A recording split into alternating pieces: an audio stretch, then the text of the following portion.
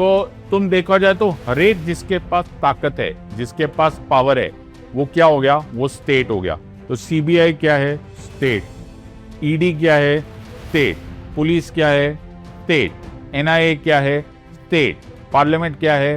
State. Prime minister क्या है? State. IAS क्या है? स्टेट। बाप रे, कितनी ताकत है इनके पास। और तुम कौन हो? सर हम सिटीजन हैं। तुम्हारे पास कितनी ताकत है? वोट देने के बाद तुम्हारे पास कोई ताकत नहीं है। ओके, तुमने एक बार चुन लिया, उसके बाद तुमने अपनी पावर दे दी सरकार को। सरकार फैसला करेगी तुम्हारी तरफ से।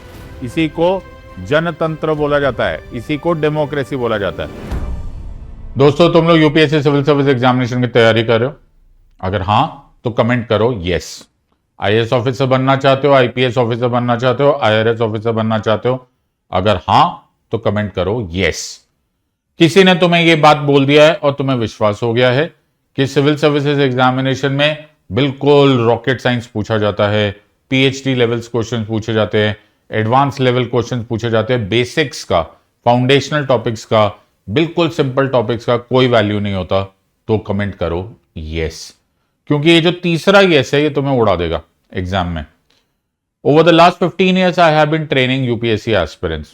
मेरे दुश्मन भी बोलते हैं कि जैसा मर्जी होगा, लेकिन अपना सब्जेक्ट जानता है। और वो दुश्मन को भी ये मालूम है कि मैं इस सब्जेक्ट में एक ही चीज को बार बार एम्फेसाइज करता हूं कि जैसे कोई बड़ी सी बिल्डिंग बनाई जाती है तो उसकी एक फाउंडेशन क्रिएट की जाती है। उस फाउंडेशन के बिना वो बिल्डिंग बुर्ज खलीफा ही क्यों ना हो, वो बर्बाद हो जाएगी। तो वैसे ही कुछ सब्जेक्ट्स होते हैं जिसको तुमको पढ़ना ही पड़ता है, you have no other choice, but तुमको वो बेसिक टॉपिक्स आने ही पड़ते हैं। आमतौर पे मुझे स्टूडेंट्स पूछते हैं कि सर हम ना 2027 के लिए तैयारी कर रहे हैं, 2028 के लिए तैयारी कर रहे हैं, एटसेट्रा एटसेट्रा, क्या ये टॉपिक्स मेरे काम आएंगे जो आप पढ़ा रहे हो? मैं तुम्हें आज विश्वास दिलाता हूं कि कुछ ऐसे टॉपिक्स है कि तुम 2027 में पढ़ रहे हो, कि 2050 में पढ़ रहे हो, कि और 30 साल के बाद भी पढ़ रहे हो, वो टॉपिक्स काम आएंगे ही आएंगे। तो मैं 5 वीडियोस बना रहा हूं। कितने वीडियोस बना रहा हूं? 5 वीडियोस बना रहा हूं। 5 वीडियोस, 5 बेसिक टॉपिक्स मैं तुम्हें पढ़ा के देख रहा हूं। उन 5 टॉपिक्स के बाद ही यूपीएससी के सिविल सर्विसेज एग्जामिनेशन के एडवांस टॉपिक्स को हाथ लगाना, वरना बार बार तुम आगे जाओगे, 4 कदम आगे 5 कदम पीछे। Doesn't work that way. इसीलिए पहले ये 5 टॉपिक्स कर लो, उसके बाद तुम्हारा फाउंडेशन तैयार हो जाएगा। उसके ऊपर तुमने कुतुब मीनार बनाना है, कुतुब मीनार बना लेना, ताजमहल बनाना है, ताजमहल बना लेना, बुर्ज खलीफा क्रिएट करना है तो बुर्ज खलीफा क्रिएट कर लेना, वो तुम्हारी मर्जी है। लेकिन इन 5 वीडियोस को मत मिस करना, चाहे आज तुम्हारा पहला दिन हो कि तुम सिविल सर्विसेज की तैयारी स्टार्ट करो। सो अपने आप को वादा करो, ये आधे घंटे के आसपास के वीडियोस है, 5 वीडियोस है। कितने वीडियोस? 5 वीडियोस। कितना time? 30 minutes. 30 minutes multiplied by 5, 150। मोटा मोटा ये मान के चलो कि 2.5-3 घंटे की तुम्हारी मेहनत है, लेकिन it will go a long long way in creating the kind of topper that you want to become. तो एवरग्रीन फाउंडेशनल टॉपिक्स है। आज जो हम टॉपिक करेंगे वो है पिलर नंबर 1। तो आज हम करेंगे पिलर नंबर 1, और पिलर नंबर 1 का जो आज हमारा टॉपिक होगा वो रिलेटेड होगा फंडामेंटल राइट से। किससे रिलेट होगा? सिर्फ फंडामेंटल राइट से। सो आज मैं तुमको सब कुछ बताऊंगा related to what are fundamental rights. आराम से समझ लो, बेसिक पढ़ेंगे लेकिन सब कुछ काम का पढ़ेंगे। Miss not a single line. आज हम करेंगे fundamental rights of the constitution of India. ये हमारे पार्ट 3 ऑफ द कॉन्स्टिट्यूशन में आता है। सब लोग लिखेंगे कौन से पार्ट में आता है? पार्ट 3 ऑफ द कॉन्स्टिट्यूशन में आता है।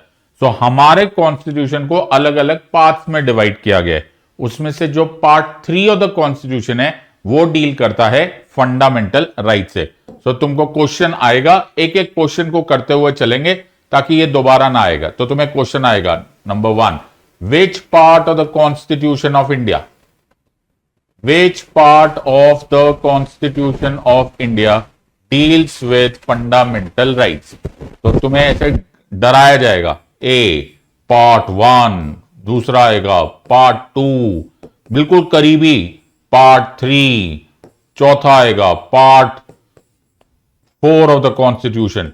इतना करीबी भी मामला हो, तुम्हें याद कर लेना है कि answer has to be part 3 of the constitution.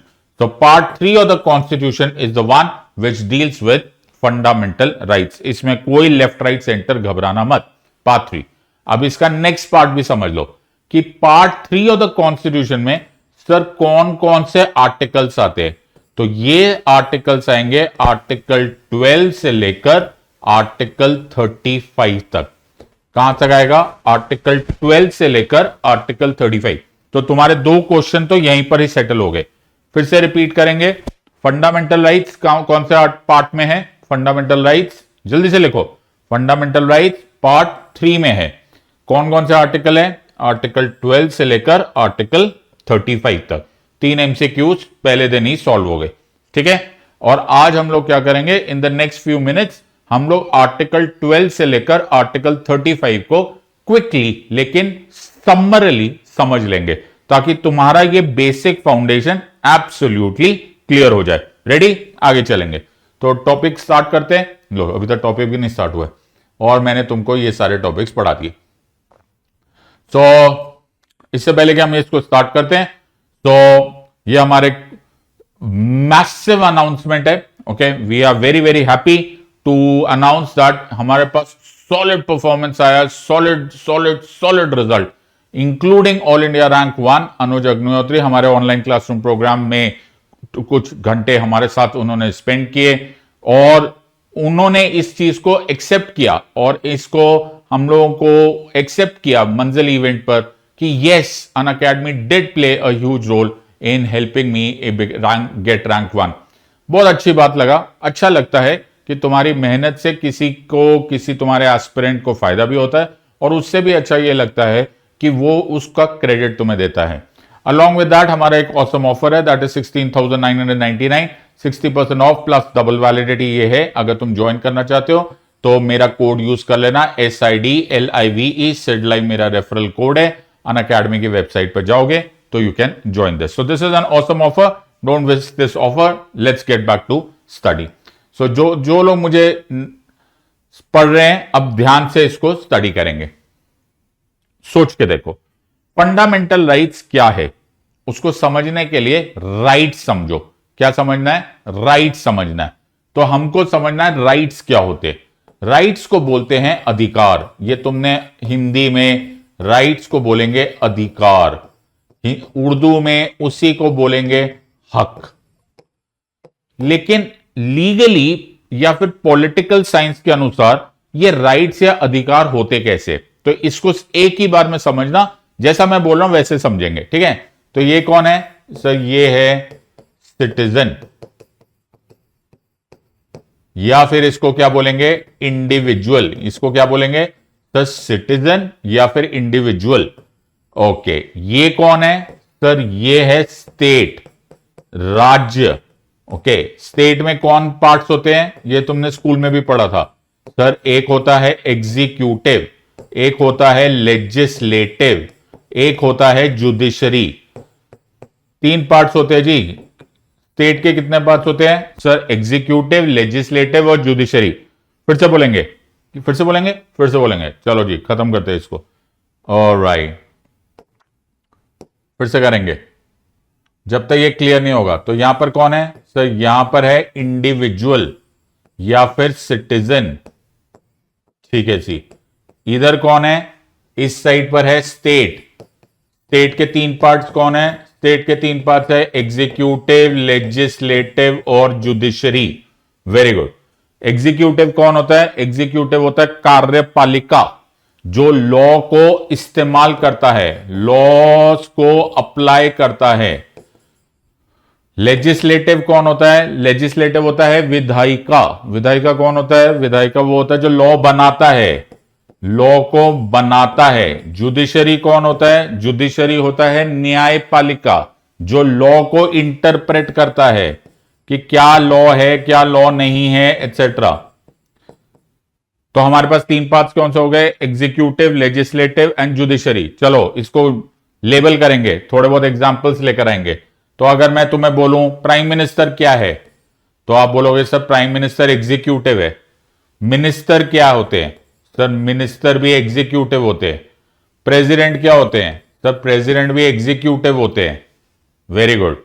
अरे तुम क्या बनोगे? आईएएस ऑफिसर क्या होते हैं? सर एग्जीक्यूटिव होते हैं। पुलिस क्या होती है?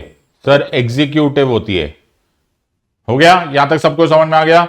भाई सबको समझ में आ रहा है तो यस करते जाओ, मुझे कमेंट सेक्शन में दिखते रहना चाहिए। राइट। सो एग्जीक्यूटिव, लेजिस्लेटिव, जुडिशरी। आराम से बैठ के, अगर रिकॉर्डेड भी देख रहे हो तो एक नोटबुक निकाल लो और ऐसे पार्टिसिपेट करो एज इफ कि तुम लाइव सेशन देख रहे हो।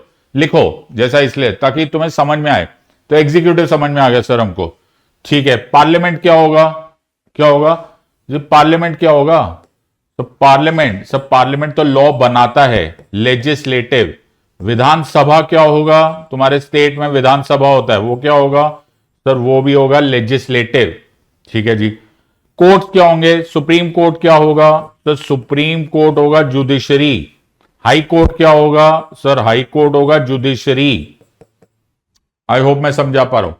तो तुम देखा जाए तो हर एक जिसके पास ताकत है, जिसके पास पावर है, वो क्या हो गया? वो स्टेट हो गया। तो सीबीआई क्या है? स्टेट। ईडी क्या है? स्टेट। पुलिस क्या है? स्टेट। एनआईए क्या है? स्टेट। पार्लियामेंट क्या है? स्टेट। प्राइम मिनिस्टर क्या है? स्टेट। आईएएस क्या है? स्टेट। बाप रे, कितनी ताकत है इनके पास। और तुम कौन हो? सर हम सिटीजन है। तुम्हारे पास कितनी ताकत है? वोट देने के बाद तुम्हारे पास कोई ताकत नहीं है। ओके, तुमने एक बार चुन लिया, उसके बाद तुमने अपनी पावर दे दी सरकार को। सरकार फैसला करेगी तुम्हारी तरफ से। इसी को जनतंत्र बोला जाता है, इसी को डेमोक्रेसी बोला जाता है।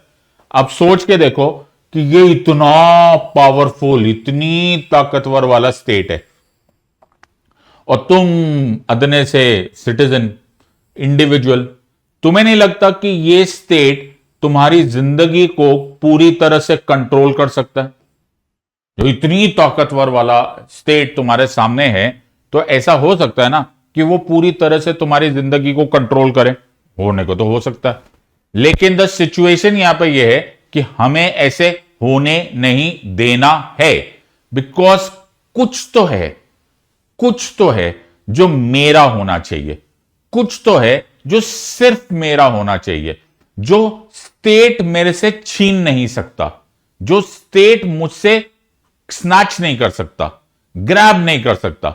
वो एसेंशियल है, वो एसेंशियल है। मेरे साथ लिखेंगे, वो एसेंशियल है। जिनकी इंग्लिश खराब भी है वो भी लिखो। वो एसेंशियल है फॉर ह्यूमन एग्जिस्टेंस। वो किस लिए एसेंशियल है? वो एसेंशियल है फॉर ह्यूमन एग्जिस्टेंस। सब लोग ये वर्ड लिखेंगे, जो भी ये वीडियो देख रहा है वो ये वर्ड लिखेगा। तो कुछ अधिकार होते हैं। मैंने क्या बोला सर? कुछ अधिकार होते हैं। बोलो, कुछ अधिकार होते हैं, कुछ हक होते हैं, कुछ राइट्स होते हैं जो फंडामेंटल है। क्यों फंडामेंटल है? मौलिक है। क्यों मौलिक है? क्योंकि जब तक मेरे पास वो राइट्स है, जब तक मेरे पास वो अधिकार है, जब तक मेरे पास वो हक है, तब तक मैं इंसानों वाली जिंदगी जीऊंगा। वरना मेरी जिंदगी कीड़े मकोड़े जैसे हो जाएगी। स्टेट जब मर्जी चाहेगा मुझे जेल में डाल देगा। स्टेट जब मर्जी जब चाहेगा मेरा मुंह बंद कर देगा, कुछ नहीं बोलना। स्टेट जब मर्जी चाहेगा मेरे को कहीं पर भी फांसी पर चढ़ा देगा। नहीं है वो। That is not how I want to live my life. समझ में आ रहा है? Everyone is understanding? Feel it. Subject को फील करो। पॉलिटी फील करने का सब्जेक्ट है, पॉलिटी पढ़ने का सब्जेक्ट नहीं है। पॉलिटी महसूस करने का सब्जेक्ट है। ये हमारा ब्रेड एंड बटर है। सो पॉलिटी के अनुसार ऐसे कुछ लक्ष्मण रेखाएं खींची गई है। क्या खींची गई है? लक्ष्मण रेखा। कौन सी रेखा? लक्ष्मण रेखा खींची है हमने। ये एक लक्ष्मण रेखा है। क्या है ये लक्ष्मण रेखा ये है कि स्टेट को बोल दिया गया है, बेटा स्टेट तू इसके आगे नहीं मेरी जिंदगी कंट्रोल कर सकता है। You can not control beyond this point. समझ में आ रहा है? You can not control beyond this point. इसके आगे मेरा डिपार्टमेंट है, इसके आगे मेरी दुनिया है। इस दुनिया को बोला जाता है फंडामेंटल राइट्स। क्या बोला जाता है इन राइट्स को? इस लक्ष्मण रेखा के पार स्टेट तुम्हारी जिंदगी पर किसी तरह का कंट्रोल नहीं कर सकता। इनको बोला जाता है फंडामेंटल राइट्स। तो फंडामेंटल राइट्स उन मौलिक अधिकारों को बोला जाता है जो ह्यूमन एग्जिस्टेंस गारंटी करते हैं। क्या करते हैं? गारंटी करते हैं। ये गारंटी करेगा कौन? ये गारंटी करेगा मेरे देश का संविधान, constitution of India. So constitution of India मुझे कुछ गारंटेड राइट्स देते हैं, गारंटेड राइट्स देते हैं, जिनको बोला जाता है फंडामेंटल राइट्स। और फंडामेंटल राइट्स क्या इंश्योर करते हैं? फंडामेंटल राइट्स इंश्योर करते हैं ह्यूमन एग्जिस्टेंस। मजा नहीं आ रहा है, इसको हटाया जाए। सर क्या हो रहा है? फिर से हटा दिया। ऑलराइट, सो अब हमारे पास फंडामेंटल राइट्स की डेफिनेशन तैयार होती हुई दिख रही है। फंडामेंटल राइट्स क्या होते हैं? फंडामेंटल राइट्स वो राइट्स होते हैं, क्या होते हैं सर? वो राइट्स होते हैं जो मुझे गारंटेड मिलते हैं। क्या मिलते हैं? लिख नहीं रहे यार तुम लोग, मजा नहीं आ रहा मेरे को। कमेंट सेक्शन भरना चाहिए, अब तक तो आग लग जानी चाहिए कमेंट सेक्शन में। गारंटेड होने चाहिए। कौन गारंटी करेगा सर? सर ये करेगा guaranteed by the constitution of India. लिख नहीं रहे हो? Guaranteed by the constitution of India. Sir क्यों दे रहे हैं? ये किसके अगेंस्ट है? These are claims against the state. ये किसके बीच में लक्ष्मण रेखा खींची तुमने? सर स्टेट के खिलाफ हमने लक्ष्मण रेखा खींची। और ये जो है, इससे फायदा क्या होगा? ये एसेंशियल है मुझे क्या देने के लिए? Human existence. क्या देने के लिए? Human existence. लो जी, मुबारक हो, आई लव यू। क्या हो गया? मुझे पूरी डेफिनेशन मिल गई, एब्सोल्यूटली डेफिनेशन। क्या मिल गई? Fundamental right. सब लोग रिपीट करेंगे। Fundamental rights are rights guaranteed by the Constitution of India. These are claims against the state. अगर तुम्हें इतना भी याद हो गया ना, यूपीएससी वाले हाथ मलते रह जाएंगे, तो तुमको पता नहीं चलेगा क्या क्वेश्चन पूछना है। And they are essential to human existence. थोड़ा बहुत पॉइंट्स हमने पढ़ लिए। क्या पढ़ लिए सर? हमने पढ़ लिए है पार्ट 3 ऑफ द कॉन्स्टिट्यूशन में ये लिखा हुआ है, और आर्टिकल 12 से लेकर आर्टिकल 35 तक ये मेंशन्ड है। बात समझ में आ गया है? एक बार इस बोर्ड को ध्यान से देखो और कॉपी करो। Fundamental rights are rights guaranteed by the constitution of India. They are claims of individuals against the state. They are essential to human existence. They are present in part 3 of the constitution and article 12 to article 35। कमाल हो गया, पूरा का पूरा point हो गया। मैं तुम्हें गारंटी देता हूं। क्या? मैं तुम्हें गारंटी देता हूं। तो मैं कौन हो गया?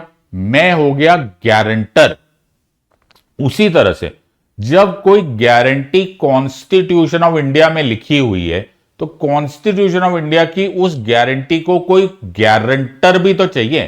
कौन गारंटी को एग्जीक्यूट करेगा? वो काम, गारंटी को एग्जीक्यूट करने का काम करता है द कोर्ट्स ऑफ इंडिया। सो वो कौन करता है? The courts of India. So courts of India जो है, ओके, कोर्ट्स ऑफ इंडिया जो है वो इस फंडामेंटल राइट्स को एनफोर्स करते हैं। क्या करते हैं सर? एनफोर्स। अगला वर्ड आया, ये आखिरी वर्ड सारे, इनको याद कर लो। सो ये fundamental rights are enforced directly by the courts of India. उसमें सुप्रीम कोर्ट भी आता है और हाई कोर्ट भी आता है। मैं फिर बोल रहा हूं, सुप्रीम कोर्ट और हाई कोर्ट को इस बात का इंतजार नहीं है कि एक दिन पार्लियामेंट लॉ बनाएगा तब हम फंडामेंटल राइट्स तुम्हारे लिए एग्जीक्यूट करेंगे। तब उसके तामील में लाया जाएगा। ना ना ना ना ना, डायरेक्टली मेरे फंडामेंटल राइट्स डायरेक्टली कॉन्स्टिट्यूशन से आ रहे हैं। तो भाई मुझे स्टेट का, पार्लियामेंट का, प्रधानमंत्री का, किसी का इंतजार नहीं है, आप डायरेक्टली एनफोर्स करो। इसको बोलते हैं जस्टिसिएबल। क्या बोलते हैं इसको? इसको, ये वर्ड तुम्हें बाद में बहुत बार बोला जाएगा, बहुत सारे अध्यापक तुमको ऐसे ऐसे शब्द को प्रयोग करेंगे। मतलब क्या होता है जस्टिसिएबल? जस्टिसिएबल का मतलब होता है fundamental rights are directly enforced by the supreme court और द हाई कोर्ट। यहां पर मेरा बच्चा डेफिनेशन हो गया कंप्लीट। यहां पर बच्चा, यहां पर हो गया एवरीथिंग ओवर। इस स्लाइड को देख लो, तुम्हें पता नहीं चलेगा, अभी तुम्हें रियलाइज नहीं होगा। अगर तुम शुरू कर रहे हो, बाद में रियलाइज होगा कि ये सब कुछ है। So fundamental rights are rights guaranteed by the constitution of India. They are claims of individuals against the state. They are essential to human existence. They are directly enforced by the courts, that is the Supreme Court and the High Court. Hence, they are known as justiciable rights. ये rights part 3 of the constitution में है और article 12 से article 35 में है। तो यहां तक भी कर लिया तो माशाल्लाह तुम बहुत आगे पहुंच चुके हो। आगे चलते हैं, next let's look at the structure. So ये राइट्स एक जगह से नहीं आए, एक पूरी दास्तान है।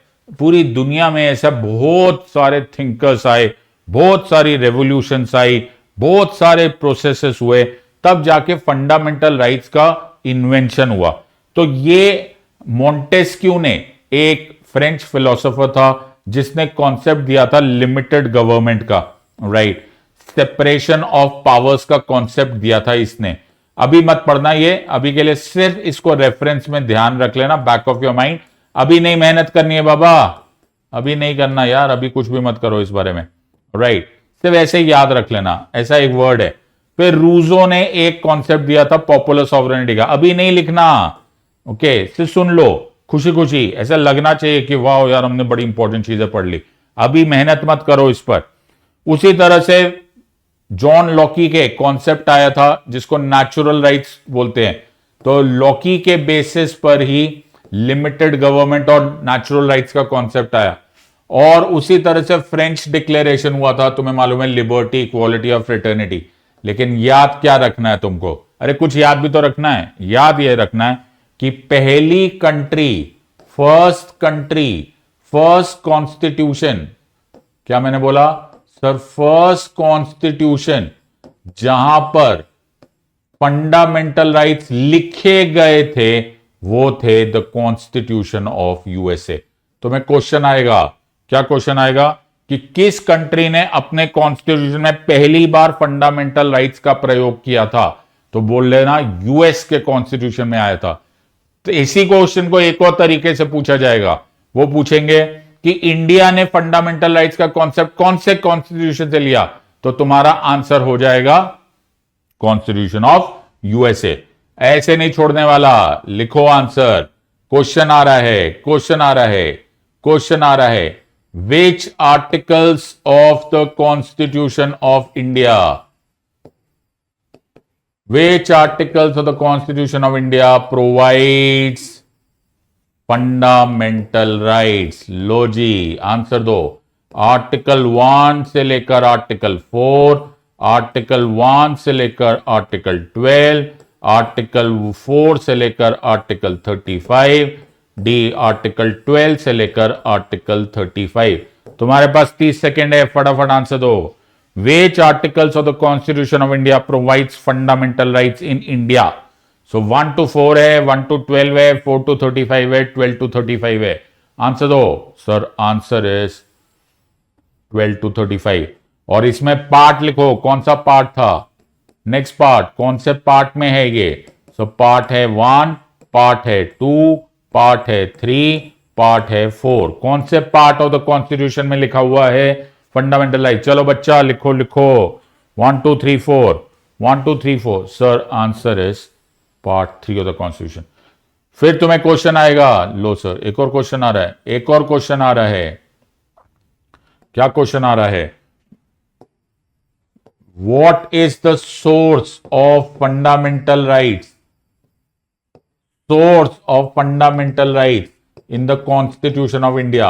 हमने कौन से सोर्स से लिया है? सर हमने लिया है कॉन्स्टिट्यूशन ऑफ आयरलैंड से। क्या बात कर रहे हो? नहीं सर, हमने लिया है कॉन्स्टिट्यूशन ऑफ जापान से। नहीं सर, हमने लिया है कॉन्स्टिट्यूशन ऑफ यूएसए से। नहीं सर, हमने लिया है कॉन्स्टिट्यूशन ऑफ यूके से। कहां से लिया है? सर हमने लिया है, जल्दी से आंसर दो। What is the source, what is the motivation? हमें कहां से मिला? सर हमें मिला कॉन्स्टिट्यूशन ऑफ यूएसए से।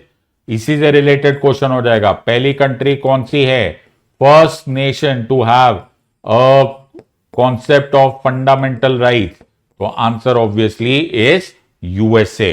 हो गया जी ये सारे क्वेश्चंस। 2 स्लाइड्स कंप्लीट हो गई। Right, you have understood many slides. ये सब आर्टिकल्स खत्म होगा और इस स्लाइड का स्क्रीनशॉट लो। मैं साइड से हट जाता हूं और एक स्क्रीनशॉट ले लो, फोटो ले लो अच्छी सी, तुम्हारे काम आता जाएगा। राइट, सो इसमें हम एक चीज ऐड कर दिया हमने, सर हमने ऐड कर दिया कि हमारा source is constitution of USA. एक ही स्लाइड में हमारे बहुत सारे टॉपिक्स होते चले गए। राइट, सो ये भी वर्ड याद रहना, जस्टिसिएबल। और आगे चलते हैं, चलो जी। तो 12 to 35 से स्टार्ट करेंगे। पहले देख लेते हैं आर्टिकल 12 क्या होता है। 12 की टेंशन मत लेना, अभी अभी हमने पढ़ा दिया था। तो हमने क्या बोला था? स्टेट। मैंने एक वर्ड यूज किया था स्टेट, लेकिन स्टेट की डेफिनेशन भी तो होनी चाहिए। सिर्फ मेरे कहने से थोड़ा ना बोल दोगे कि ऐसे एग्जीक्यूटिव, लेजिस्लेटिव, जुडिशरी। हमारा कॉन्स्टिट्यूशन भी स्टेट को डिफाइन करता है। तो कॉन्स्टिट्यूशन में क्या डिफाइन हुआ? Number 1 parliament. लिखोगे क्या लिखेंगे? पार्लियामेंट। नंबर 2 स्टेट के लेजिस्लेचर्स। क्या मैंने बोला? स्टेट के legislatures, Vidhan Sabha, Vidhan Parishad. Number 3 central government, government of the union. दूसरा state government, government of the state. Number 5 local bodies, municipalities, panchayat, ये सब कुछ। और any government authority which is under the control of government of India or within the territory of India। CBI state है, हां क्यों? Authority है। ED state है, क्यों? क्योंकि वो अथॉरिटी है। ऐसे नहीं छोड़ता मैं, पढ़ना पड़ेगा। क्या पढ़ना पड़ेगा? नंबर 1 क्या क्या है हमारा स्टेट की डेफिनेशन? स्टेट की डेफिनेशन में आता है पार्लियामेंट। बोलो सब लोग, स्टेट की डेफिनेशन में आएगा पार्लियामेंट। नंबर 2 दूसरा क्या आएगा? दूसरा आएगा लेजिस्लेचर ऑफ स्टेट्स। ठीक है जी। तीसरा क्या आएगा? तीसरा आएगा गवर्नमेंट ऑफ द सेंटर या फिर government of India, union. Number 4 फिर क्या है? Government of states. फिर क्या आएगा? Any other local authority, local authority. Okay, number 5, number 5 क्या है जी? Number 5 is any other authority. क्या बोला? any other authority which is under the control of the government of India or is in India। चलो जी, मेरे को 6 के 6 याद चाहिए, जल्दी से बोलो क्या क्या है? Sir state. अरे बाबा क्या बोला सर? स्टेट बोला। कौन से आर्टिकल में बोला? सर 12 में। तो स्टेट की डेफिनेशन में क्या क्या आता है? सर स्टेट की डेफिनेशन में, इसकी फोटो खींचो, फोटो खींचो।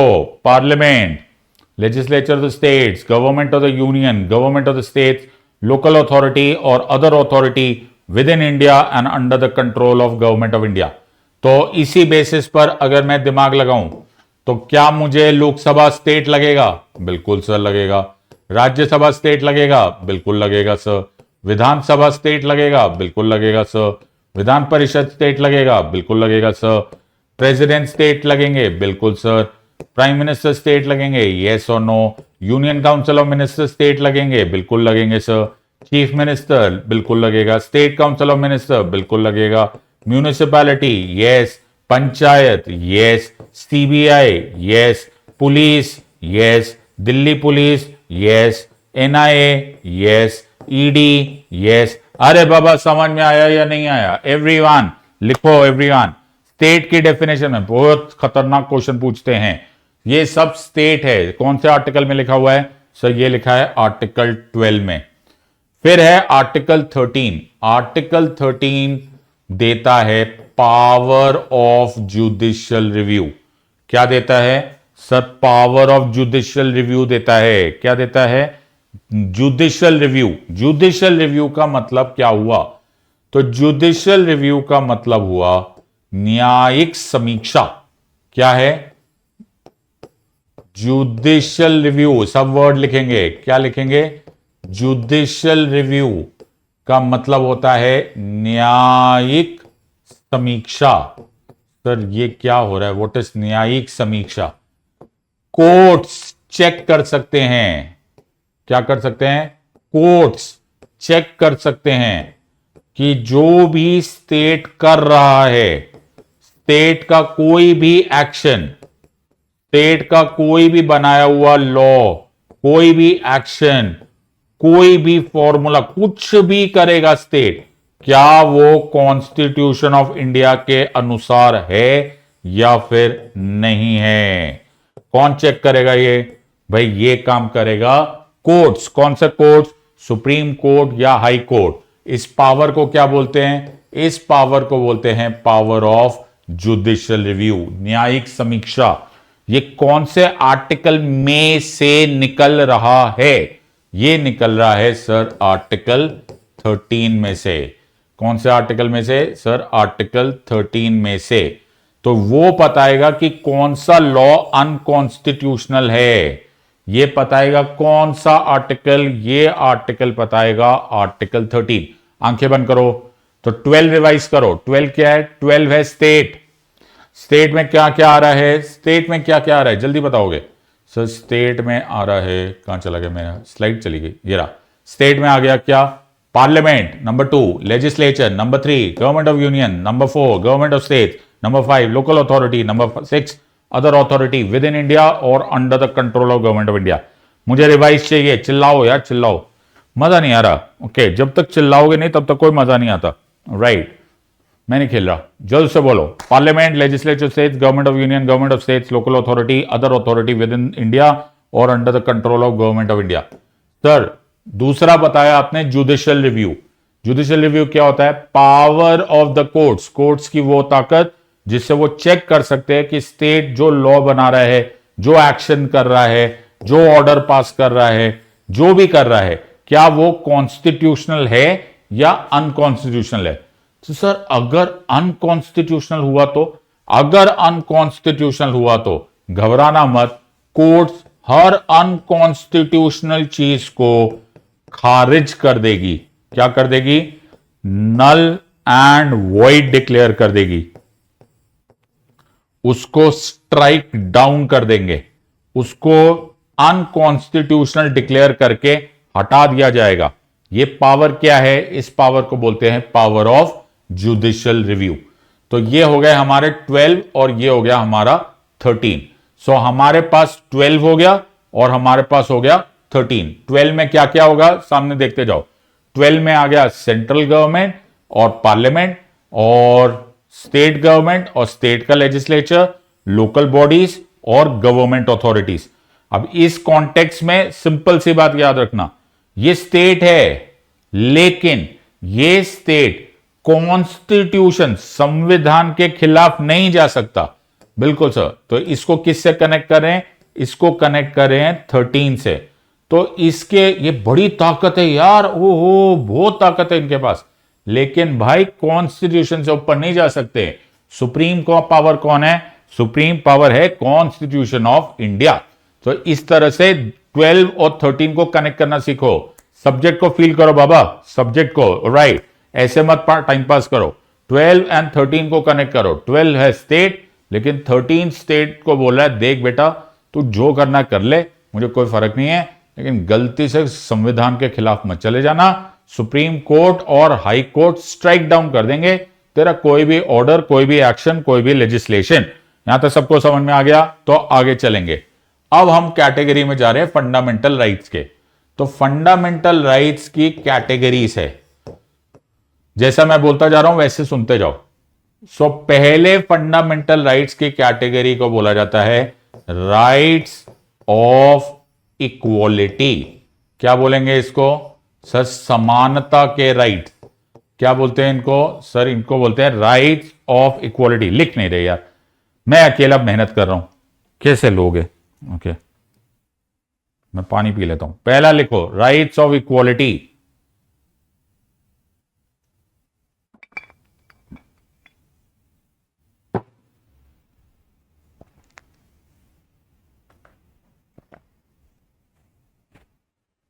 पहले लिख लिया? हाँ सर।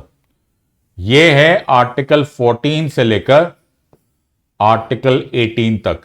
कहां तक है? तो राइट्स ऑफ इक्वालिटी है आर्टिकल 14 से लेकर आर्टिकल 18 तक। फिर है राइट्स ऑफ फ्रीडम। दूसरा क्या है? तो दूसरे हैं राइट्स ऑफ फ्रीडम। लिख नहीं रहे हो तुम लोग? तो राइट्स ऑफ फ्रीडम ये है आर्टिकल 19 से लेकर आर्टिकल 22 तक। कहां तक है सर? राइट्स ऑफ फ्रीडम है आर्टिकल 19 से लेकर आर्टिकल 22 तक। मुझे मजा नहीं आ रहा है, फिर से लिख रहा हूं। नेक्स्ट है राइट्स ऑफ एक्सप्लॉयटेशन और राइट्स अगेंस्ट एक्सप्लॉयटेशन। इसको बोलते हैं राइट्स अगेंस्ट एक्सप्लॉयटेशन। ये एक्सप्लॉयटेशन नहीं होने देंगे, तो कीवर्ड याद रख लेना एक्सप्लॉयटेशन। तो ये हो जाएगा 23 से 24 तक। तो तीसरी कैटेगरी हो गई राइट्स अगेंस्ट एक्सप्लॉयटेशन। इसको ठीक से लिख देता हूं ताकि तुमको क्लियर हो जाए। ऑलराइट, तो राइट्स अगेंस्ट एक्सप्लॉयटेशन हो गया तीसरा रेडा। फिर है राइट ऑफ रिलीजियस फ्रीडम। क्या है sir? Right of religious freedom. लिख नहीं रहे हैं, ये सारे एमसीक्यूज आएंगे ना, फिर तुम्हें मेरी याद आएगी। तो ये है 25 से लेकर 28 तक। ऑलराइट, फिर आएगा कल्चरल एंड एजुकेशनल राइट्स। क्या नाम है जी इनका? सर इनका नाम है कल्चरल एंड एजुकेशनल राइट्स। ठीक है जी, ये हो गया कल्चरल एंड एजुकेशनल राइट्स। ये हो गया आर्टिकल 29 से लेकर आर्टिकल 30 तक। फिर है आर्टिकल 31। लो सर, आपने तो पहले नाम लिख लिया। हाँ, मैंने जानबूझ के पहले नंबर लिखा क्योंकि ये हुआ करता था राइट्स ऑफ प्रॉपर्टी सा। इसको rights of compulsory acquisition of property बोलते थे। क्या बोलते थे इसको? इसको सर बोलते थे का मतलब क्या हो गया? बोलते थे मतलब बोलते थे। ये चला गया है। कहां चला गया है? अब ये फंडामेंटल राइट्स नहीं रहा, अब ये चला गया है। तो ये कहां चला गया है सर? ये चला गया है अब आर्टिकल 300A में। अब ये फंडामेंटल राइट बेचारा नहीं रहा। और फिर है हमारे पास बहुत ही इंपॉर्टेंट राइट जिसको बोला जाता है आर्टिकल 32।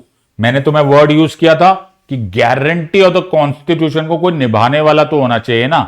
तो उसी तरह से इस गारंटी को निभाने के लिए जो रेमेडी है, जो ताकत है, उसको बोलते हैं right to constitutional remedies.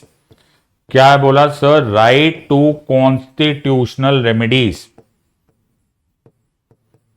Right to constitutional remedies ये सबसे इंपॉर्टेंट राइट माना जाता है। और उसके बाद है 3 राइट 33, 34 और 35। इनको आप अभी के लिए एक्सेप्शंस मान लो।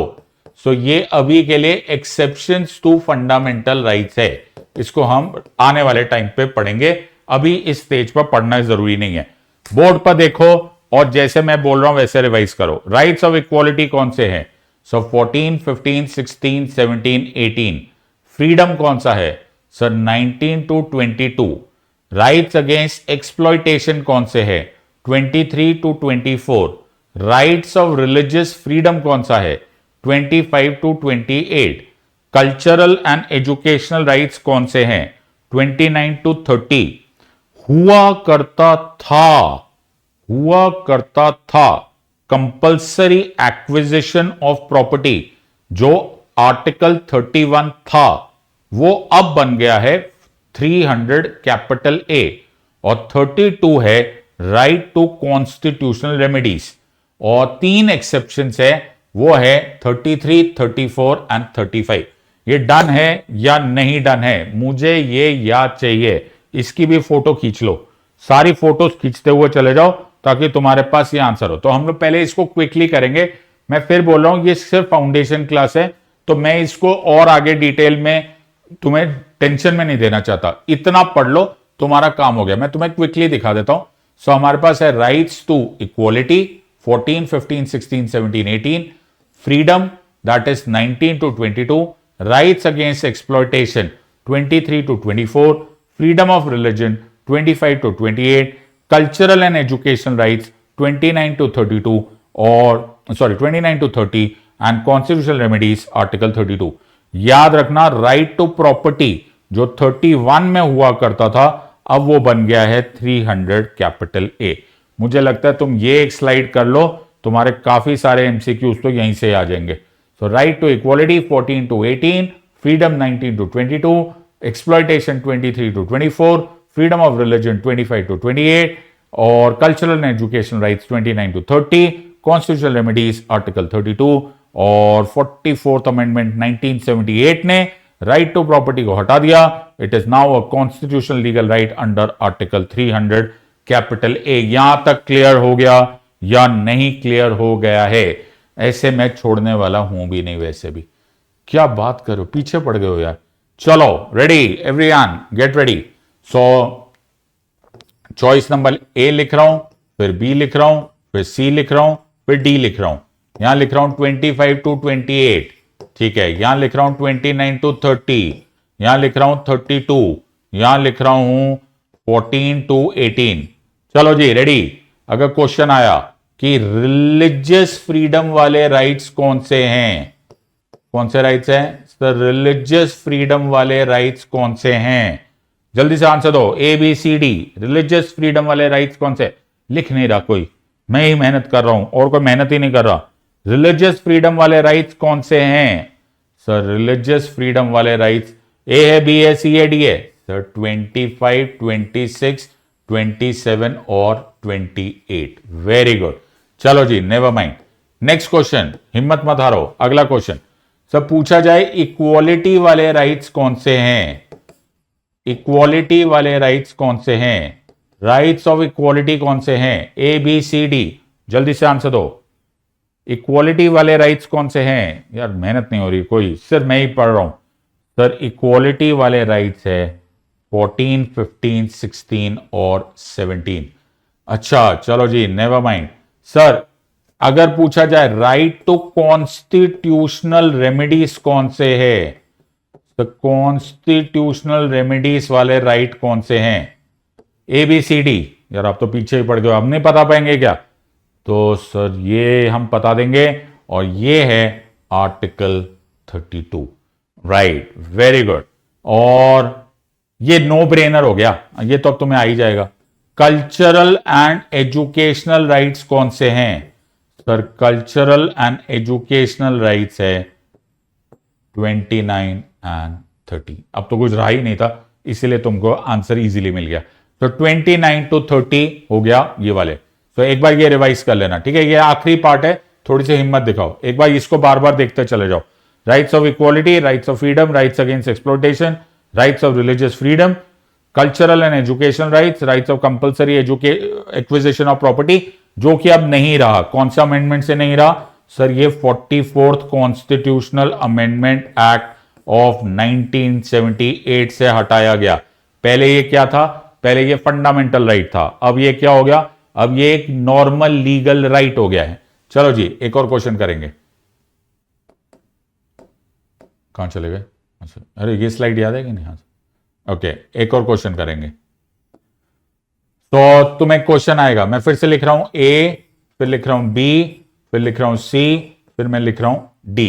तो अगर मैं तुम्हें यहां पर लिख रहा हूं राइट्स ऑफ इक्वलिटी, फिर मैं लिख रहा हूं राइट्स ऑफ फ्रीडम, फिर मैं लिख रहा हूं राइट्स अगेंस्ट एक्सप्लॉयटेशन, फिर मैं लिख रहा हूं कॉन्स्टिट्यूशनल रेमेडीज। चलो जी, रेडी? रेडी रेडी, लास्ट है, बिल्कुल last, absolutely last part of the class. हिम्मत दिखाओ। तो मैं बोलूं 15 कौन सी कैटेगरी में आएगा? ABCD, जल्दी से 10 second. 10 9 8 7 6 5 4। Okay sir, rights of equality में आएगा, क्योंकि ये 14 to 18 वाला ग्रुप है। Very good. अच्छा चलो, अगर मैं बोलो 19 किस में आएगा? तो 19 आएगा 10 9 8 हो गया सर, ये आएगा फ्रीडम वाले ग्रुप में। क्यों? क्योंकि ये 19 to 22 वाला ग्रुप है। चलो जी, अगला। अच्छा चलो, मैं बोलता हूं 17 कहां आएगा? सर आपको क्या उम्मीद ही हट गई, हमें मैथ्स नहीं आता क्या? ये भी इक्वालिटी वाला ग्रुप है, ये 14 to 18 वाला ग्रुप है। वेरी गुड सर, ये भी खतरनाक हो गया। सर 24 आर्टिकल 24 कौन से ग्रुप में आएगा? तो 24 आएगा अगेंस्ट एक्सप्लॉयटेशन वाला ग्रुप, क्योंकि ये 23 to 24 वाला ग्रुप में है। और सबसे इंपॉर्टेंट आर्टिकल कौन सा आर्टिकल? 32।